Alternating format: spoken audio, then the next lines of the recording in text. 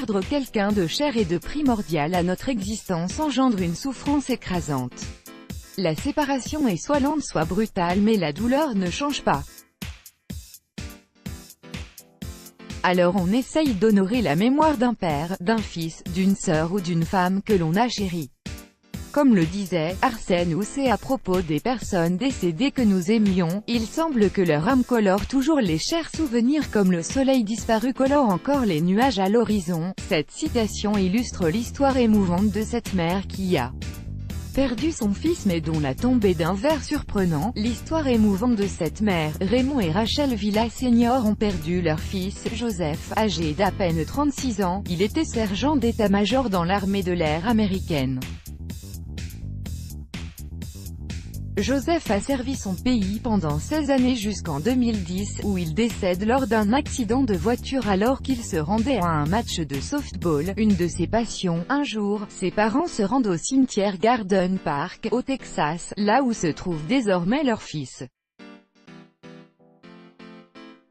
Ils découvrent que la tombe de Joseph est entretenue.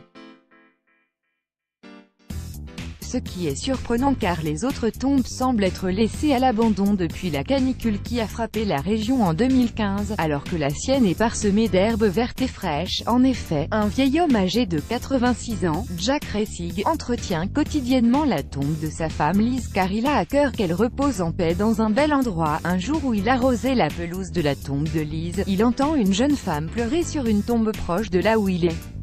Jack s'approche de cette dernière pour la réconforter. C'est la sœur de Joseph. Elle explique au vieux monsieur que son frère est parti trop tôt. Souhaitant faire un geste, il décide alors d'arroser la tombe de Liz et celle de Joseph chaque jour. Elles deviennent donc les tombes les mieux entretenues du cimetière. Les parents de Joseph ont grandement remercié Jack de l'intérêt qu'il porte à l'entretien de la sépulture de leur fils. La mémoire de Liz et de Joseph sont honorées de cette manière. En effet, perdre un proche est une période éprouvante. Nous souhaitons généralement rendre hommage à nos défunts par des actions propres à chaque personne. Toutefois, nous passons surtout par une période de deuil en tant que personne survivante. C'est pourquoi, vous trouverez ci-dessous les 7 étapes du deuil pour mieux l'appréhender et le comprendre. Les 7 étapes du deuil. 1. Le choc, c'est l'une des phases les plus courtes qui survient au moment de l'annonce de la perte. Que l'on s'y soit préparé car la personne souffrait d'une maladie incurable ou que la mort soit arrivée brusquement, nous sommes sous le choc, voire sidérés d'apprendre que cette personne ne fera plus partie de notre monde. 2. Le déni, on refuse de croire à cette annonce et nous rentrons dans une étape de déni. Certaines personnes s'enferment dans cet état pour se protéger de la douleur car c'est un mécanisme humain d'autodéfense face à une situation que l'on ne souhaitait vraiment pas. 3. La culpabilité. À ce stade, la personne endeuillée réalise que la perte est bien réelle. C'est douloureux et effrayant mais surtout on éprouve de la culpabilité.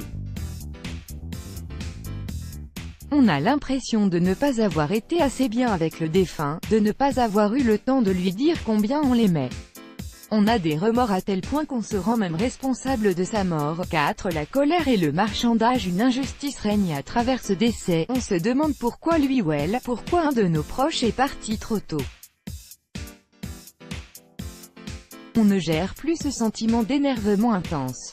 On blâme les autres et on essaye de négocier avec un être supérieur pour échanger notre vie contre la sienne.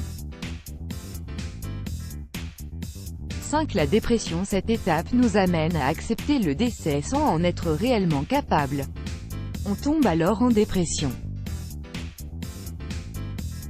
Nous sommes face à des troubles du sommeil, un moral emberné, des idées noires qui nous aideraient à rejoindre cet autre qui nous manque tant. 6. La reconstruction. C'est une phase de test dans laquelle nous essayons de nous ouvrir aux autres et de soigner notre mal-être et notre souffrance profonde.